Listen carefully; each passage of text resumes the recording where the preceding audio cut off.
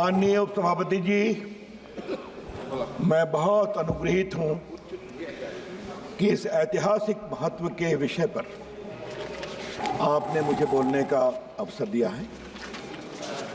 भारत के संविधान के 75 वर्ष की गौरवशाली यात्रा कैसी रही, हमने क्या खोया, क्या पाया, कहां हम मुस्काए, कहां हम रोए, कहां हमें पीड़ा हुई, कहां हमें उत्साह मिला, इन सबों पर कुछ चर्चा होनी चाहिए। लेकिन माननीय उपसभापति जी, आज तो जब मैं माननीय विपक्ष के नेता को सुन रहा था तो आज मुझे नया नया ज्ञान प्राप्त हो रहा था। 6-7 साल की उम्र में आदमी युवा हो जाता है, ये पहली बार सुना है। अंदर जाके ढूंढूंगा कि ये ज्ञान कहां से आता है।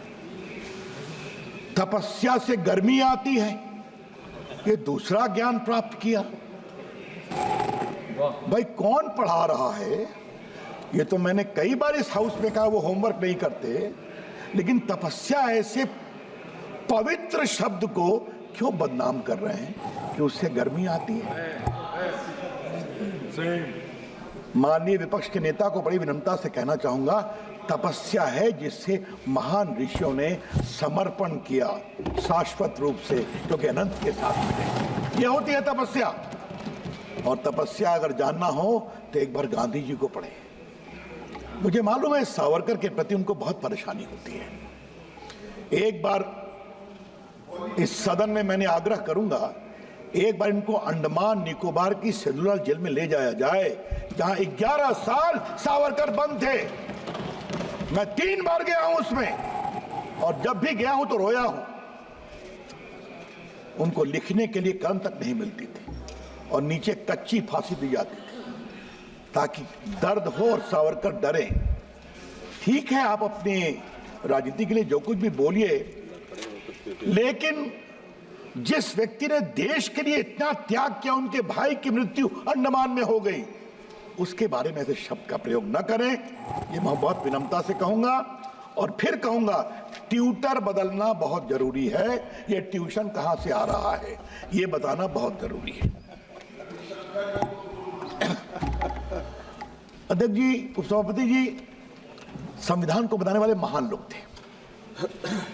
उन्हें आज 70वें वर्ष में विनम्र प्रणाम करता हूं। किसका नाम लूं? डॉक्टर अम्बेडकर का लिया गया, नेहरू जी का लिया गया, राजेंद्र बाबू का लिया गया।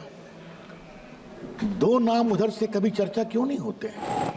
सरदार पटेल और मौलाना आजाद क्यों? मैं तब से देख रहा था विपक्ष के नेता कब सरदार पटेल का नाम लेंगे। और आज जब 75 वर्ष की बात हो रही है तो माननीय संसदीय कार्य मंत्री ने डॉक्टर अंबेडकर को 89 में मिला भारत रत्न की चर्चा की। मैं पीड़ा से एक और बात कहना चाहता हूं, सरदार पटेल नहीं होते तो ये देश बिखर गया होता। इस हाउस में मैं बहुत ईमानदारी से बोलना चाहता हूं, 550 से ऊपर रियासतें थी, सबको सरदार पटेल ने हैंडल किया, सब भारत में मिल गए। एक को नेहरू जी ने हैंडल किया, बाद में नरेंद्र मोदी को ठीक करना पड़ा। यह है कश्मीर भारत का मुकुट है। क्या क्या बात की गई। वाल्मीकि रामायण लिखने वाले वाल्मीकि कौन थे? संत रविदास कौन थे? उन्होंने अपने तप से अपने को ईश्वर से कहां जोड़ा था, कभी जानने की कोशिश करते हो? तो कृपया करके कहते हैं, जब भारत का अभंग मुद्रा दिखाते हैं, कृपया करके भारत की विरासत को समझें। सर, वो भारत के संविधान निर्माताओं ने क्या सोचा सर? क्या सोचा सर? कि भारत के आम इंसान को, आम नागरिक को भारत की नीति तय करने का अधिकार देना है। यह सवाल था। कौन, किसको अधिकार मिले शासन का डेमोक्रेटिक गवर्नमेंट में? और सर, हमें सैल्यूट करना है कि न जाति, न धर्म, न उपासना पद्धति, न शिक्षा, कौन कितना अमीर है कितना गरीब है, कौन पुरुष है, कौन महिला है, कोई अंगड़ा है, कोई पिछड़ा है, सबको अवसर मिलेगा वोट देने का और उनके वोट से भारत का भविष्य तय होगा। आज 75 साल की सबसे बड़ी सीख क्या है? भारत का आम नागरिक जानता है कि अपने वोट की ताकत से हम किसी को भी जिता सकते हैं और किसी को भी हरा सकते हैं।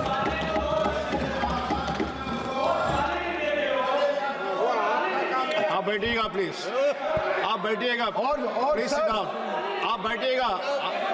नहीं आप बैठिएगा प्लीज, आप बैठिएगा। रविंद्र यादव जी आप बैठिएगा। अच्छा बैठिए आप बैठिएगा, आप बैठिए, उनको बोलने दीजिए। सर कल मैं उधर से सुन रहा था सर। रविंद्र यादव जी सर उनको बोलने दीजिए। कल मैं उधर से सुन रहा था सर कि संविधान में संवाद हुआ था। संवाद यहां भी होना चाहिए जरूर। संसद देश की सबसे बड़ी पंचायत है। उधर के लोगों को एक बात मैं और विनम्रता से कहूंगा, संवाद का मतलब ये भी है हमने आपकी बात सुनी। जब हमारे प्रधानमंत्री आए भाषण देने तो आप उनको सुनिए, वॉकआउट मत करिए। ये भी संवाद का एक बहुत बड़ा पक्ष है। सर संविधान की बात बहुत कही गई सर कि हम हार गए, हम कमजोर हो गए।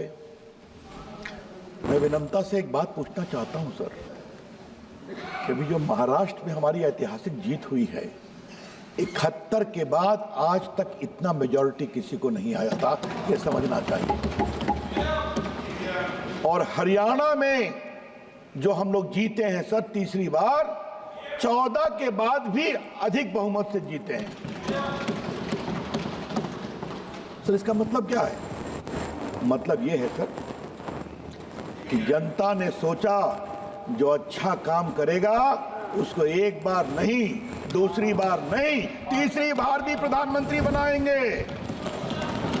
और जो प्रधानमंत्री को कमजोर दिखाने की कोशिश करेगा, संविधान के बदलने के बेबुनियाद आरोप पर, जनता समझ गई हमको मूर्ख बनाने की कोशिश की गई। ठीक हम जवाब देते हैं, नरेंद्र मोदी को कमजोर नहीं करेंगे, ये करके दिखाया। हमें जनता की इस परिपक्वता पर विश्वास करना चाहिए। पर विपक्ष के नेता संविधान लेकर चलते हैं, शपथ लेते हैं तब भी संविधान लेकर चलते हैं। उस दिन गाजीपुर में धरना दे रहे थे तो देखा हाथ में संविधान है। संविधान की आत्मा रो रही होगी कि भाई मुझे कहां कहां घुमाओगे, कहीं तो छोड़ दो। ठीक है सर, आज मैं भी सर थोड़ा उनको संविधान दिखाना चाहता हूं। और ये है सर मौलिक संविधान, ओरिजिनल जो संविधान बना था सर, आज मैं वो संविधान इस 75 साल की यात्रा में दिखाना चाहता हूं। सर ये काफी बड़ा है सर। अटल बिहारी वाजपेयी की सरकार थी, अपने पुराने मित्रों को याद होगा तो उसको लाया गया था। जब माननीय मोदी जी ने मुझे देश का कानून मंत्री बनाया, हमने कहा छोटा करके इसको देश में भिजवाऊं जजेस को, चीफ जस्टिस को। कल माननीय राजनाथ जी ने चर्चा की थी सर। ये देखिए सर, फंडामेंटल राइट के ऊपर प्रभु राम माता सीता और लक्ष्मण के साथ लंका की विजय के बाद अयोध्या लौट रहे हैं। ये देखिए सर ये देखिए directive principles of state policy कहाँ गए हमारे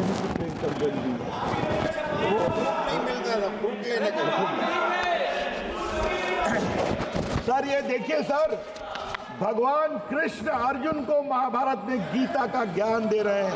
ये सर इसमें महाबुद्ध हैं सर, इसमें महावीर हैं सर, इसमें नटराज भी हैं सर। एक और देखेंगे, ये देखिए पार्ट 7 में बजरंग बली हनुमान जी की भी तस्वीर है। ये देखिए आप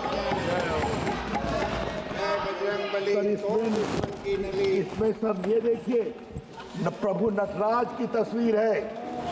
और ये देखिए सर गुरु गोविंद सिंह है, झांसी की रानी है, छत्रपति शिवाजी हैं, अकबर हैं, बाबर औरंगजेब नहीं है।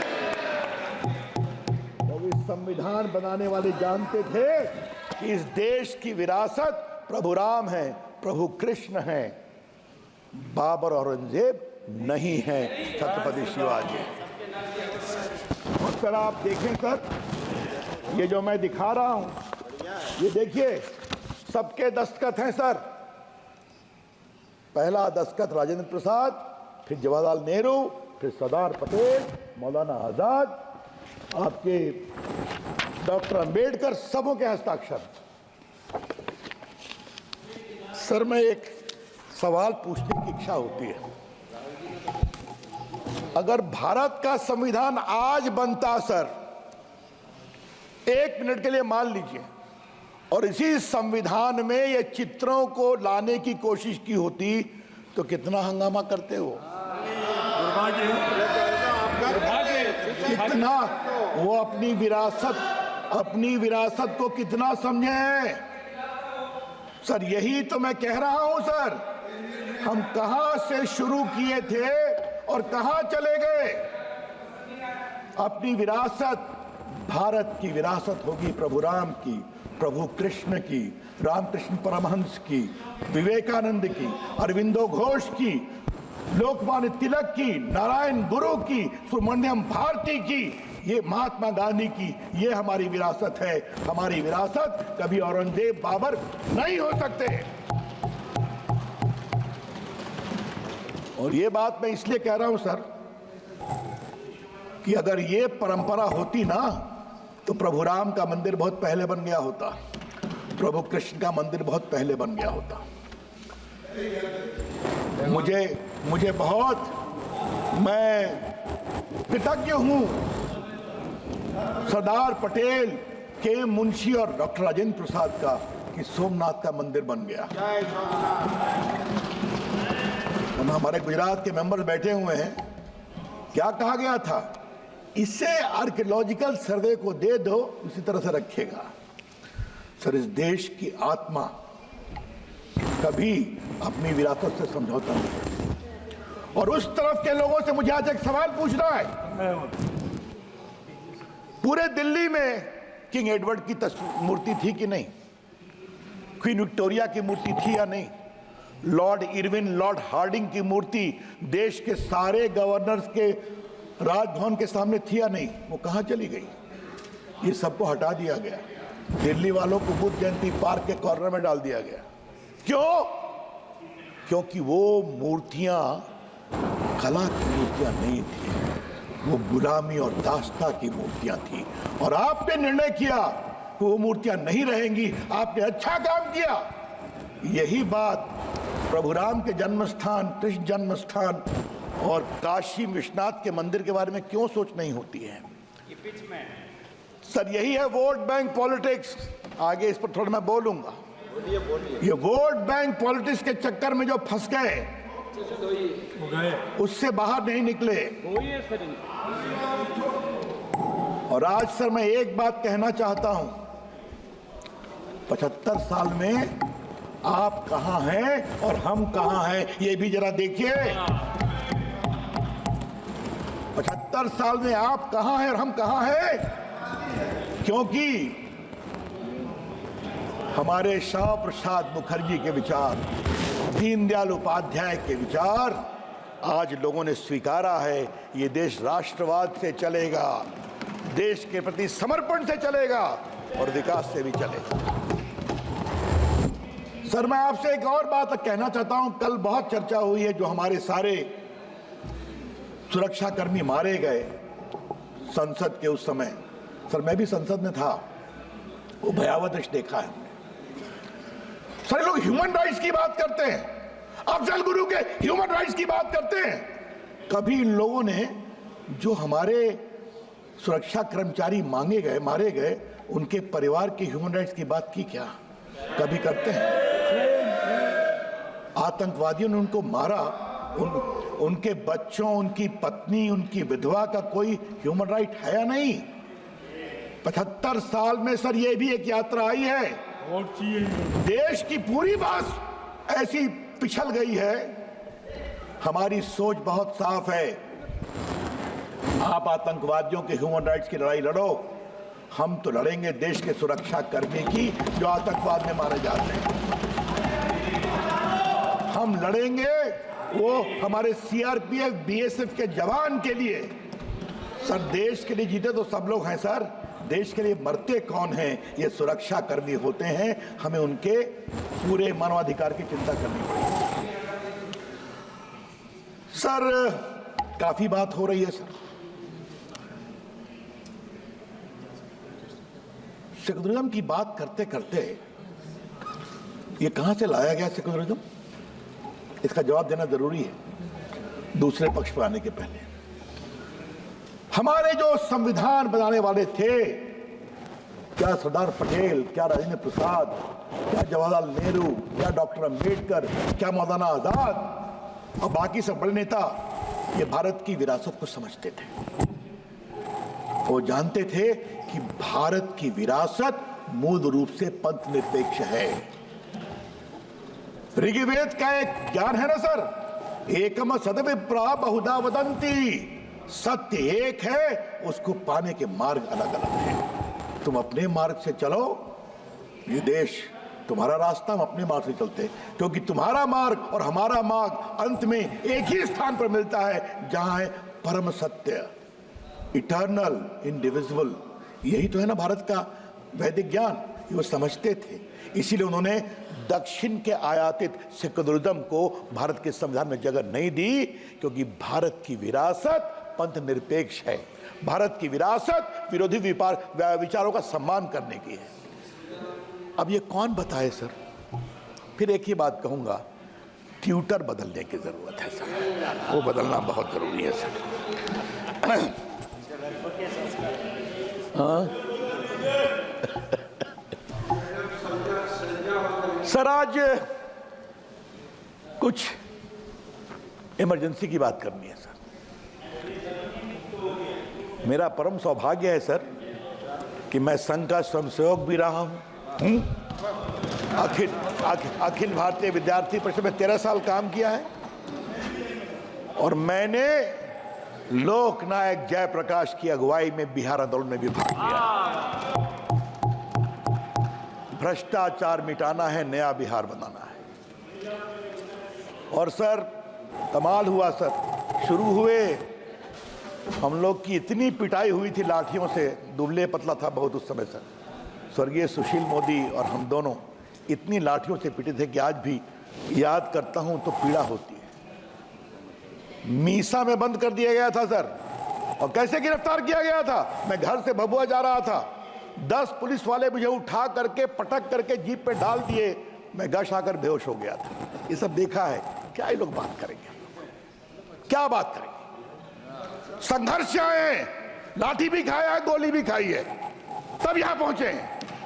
किसी के परिवार में बैठने के कारण नहीं आए हैं, ये समझना बहुत जरूरी है।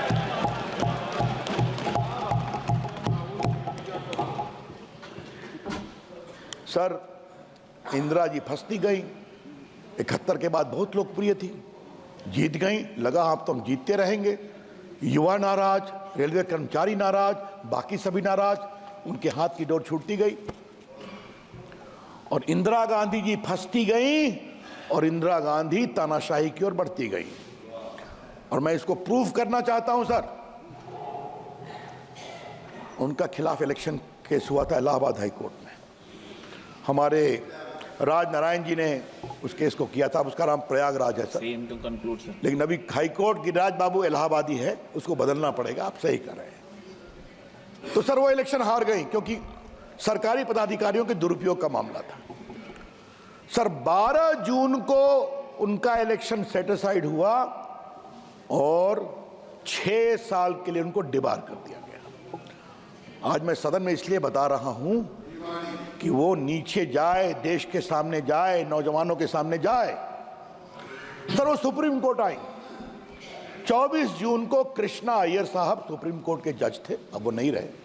सर जी कृपया कंक्लूड कीजिए। कहा कि आप प्राइम मिनिस्टर रहेंगी, सदन में आ सकती हैं, न बोलेंगी न वोट देंगी, न आपको तनख्वाह मिलेगी। लेकिन सर बहुत देश में आंदोलन शुरू हो गया।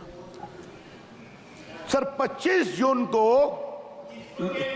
लोकनायक जयप्रकाश नारायण, आप जरा शांत रहिए ना। लोकनायक जयप्रकाश नारायण की एक रैली थी रामलीला ग्राउंड पर सर, लाखों की संख्या थी सर। उन्होंने कहा, एक बहुत बड़ी बात कही सर, रामधारी सिंह दिनकर हमारे बिहार के कवि, जो राष्ट्र कवि हैं, सिंहासन खाली करो कि जनता आती है। कंक्लूड कीजिएगा sir. Sir give me 5-7 minutes, I just conclude. Sir आपको बताऊं, सीधा इमरजेंसी लगा दी गई और ये हमें बोलते हैं लोकतांत्रिक मान्यताओं की बात, अभंग मुद्रा दिखाते हैं। भारत में इंटरनल इमरजेंसी पहली बार लगी थी और कैबिनेट का अप्रूवल नहीं हुआ था। राष्ट्रपति फखरुद्दीन अहमद नहीं मान रहे थे, इंदिरा जी ने हड़काया, हमने तुमको बनाया, साइन करो, उन्होंने साइन कर दिया और सुबह में 6 बजे कैबिनेट की मीटिंग से रेटिफाई किया गया। सर क्या क्या हुआ, लोग जेल चले गए। राधा मोहन जी सही बोल रहे हैं, वो भी उस आंदोलन के साथ ही हैं सर। किसको किसको, हमारे कहाँ गए, मुलायम सिंह भी जेल में थे, पता है ना, लालू जी भी जेल में थे और डीएमके की सरकार को डिसमिस किया गया था इमरजेंसी में, ये भी याद रखें, समझे आप। और आरएसएस को बैन किया गया था, जेपी को गिरफ्तार किया गया था, अटल बिहारी वाजपेयी को, नानाजी देशमुख को, सर जॉर्ज फर्नांडिस के भाई को, लॉरेंस फर्नांडिस को इतना मारा गया था बेंगलोर में कि जब मूर्छित हो गए तो उनको मुश्किल से ले गए अस्पताल में। क्या क्या अत्याचार किया इन लोगों ने। राष्ट्रीय स्वयंसेवक संघ के सदस्यों को सर नाखून नोचा गया। और सर सबसे तो मजा किया सर हमारे दिल्ली में पत्रकारों के ऊपर, ये जो बहादुर शाह जफर मार्ग है ना, इसका पूरा बिजली काट दी गई। Sir last 1 minute sir, please conclude. Last 5 minutes give me, I will conclude. Lal please sir, something very important I am saying. Please allow sir, सारे अखबारों की बिजली काट दी गई। सेंसर मानोगे तो हम मानेंगे। और सर हम बहुत तारीफ करेंगे सर इंडियन एक्सप्रेस की और रामनाथ गोयनका की, वो हिम्मत के साथ डटे रहे और उन्होंने नहीं माना। आप सुनेंगे सर कितना अत्याचार हुआ। जेपी को गिरफ्तार कर गए थे, मुझे जेपी ने कहा है, हरियाणा ले गए थे, सुबह में वो नाश्ता कर रहे थे तो एक गेस्ट हाउस पे देखे बाहर मोरारजी भाई टहल रहे हैं। कहा अरे हमको उनसे मिलने दो। कहा नहीं मिल सकते, ऊपर थे वो बंद। कहा तुम हम दोनों के बीच में बैठ जाओ, आप नहीं मिल सकते। सर जेपी की किडनी खराब हो गई सर, वो मुंबई के जसलोक अस्पताल में थे सर, 26वें फ्लोर पर। उनको कहा इनको धूप की जरूरत है वरना ये गए। उनको धूप देखी, नीचे जनता खड़ी हो जाएगी। जब सोली स्वराज ने कहा कि हम हाईकोर्ट मूव करेंगे, तब इनको आधे घंटे के लिए बैठने दिया। सर ये अत्याचार हुआ है। सर धर्मवीर भारती ने कविता लिखी है, सुनिए आप भी हमारे समाजवादी मित्र। क्या कहा था उन्होंने सर, मैं हाउस में कहना चाहता हूं, खलक खुदा का, मुल्क बादशाह का, हुक्म शहर कोतवाल का। मुनादी है कविता, डुगडुगी। खलक खुदा का, मुल्क बादशाह का, हुक्म शहर कोतवाल का। सबों को खबरदार किया जाता है कि अपने खिड़की दरवाजे बंद कर ले, गिरा ले पर्दे और बच्चों को सड़कों पे अकेला न छोड़े, क्योंकि एक 74 बरस का बूढ़ा अपनी कांपती आवाज में सड़कों पे सच बोलता हुआ निकल पड़ा है। सर अटल बिहारी वाजपेयी की कविता है, जेल में हम टूट सकते हैं मगर झुक नहीं सकते। सर आज तक आपने माफी मांगा सर, 5 मिनट वक्त दीजिए सर, जुडिशरी में बोलना बहुत जरूरी है सर, 5 मिनट वक्त दीजिए काइंडली सर। इन्होंने जजेस को सुपरसीड किया। फिर मौका मिलेगा सर, और भी मौका मिलेगा, और भी लोग हैं बोलने के लिए। बस 5 मिनट और भी लोग हैं बोलने के लिए, उनको भी समय देना चाहिए। उन्होंने किसको सुपरसीड नहीं किया सर। सर आपको फिर समय मिलेगा, फिर मिलेगा सर प्लीज सर आप दो और HR खन्ना जिन्होंने एडीएम जबलपुर में उन्होंने कहा इमरजेंसी में भी लोगों के मानवाधिकार नहीं हो सकते, हट सकते। सर उनको 2 महीना के लिए भी भारत का मुख्य न्यायाधीश नहीं बनने दिया क्योंकि उन्होंने डिसेंट किया था। ये लोग क्या बात करते हैं सर। और मालूम है सर, जब उस केस की सुनवाई हो रही थी, इसी जस्टिस HR खन्ना ने पूछा attorney general, if a person is shot while he being arrested, does he have any relief? No, in emergency has no relief. ये शर्मनाक बात करने वाले सर जी धन्यवाद, धन्यवाद सर जी। क्या मैडम जुडिशरी, सुश्री क्या कुमारी प्रेस, शैलजा जी, धन्यवाद सर जी, अपोजिट- धन्यवाद सर जी।